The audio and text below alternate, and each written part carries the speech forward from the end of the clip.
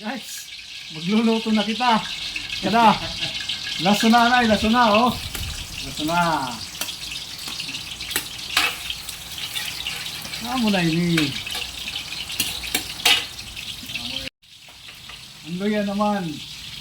Kinahanglan ng mga lutoy mo pay para gumawas si tiya hamot hitliya. Yan. Tapos yan na ang sahog naman.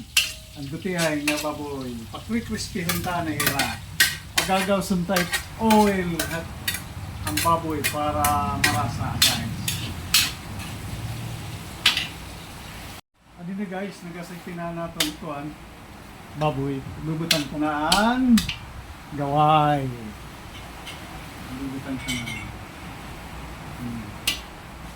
Yan na guys, dito lang na ihapag-o kayo. Tapos lubutan ang tanan hato.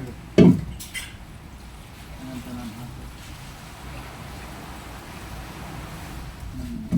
Lutoon tayo siguro more or less 1 hour talaga para luto hiya. Para diri hiya nagkakatil guys.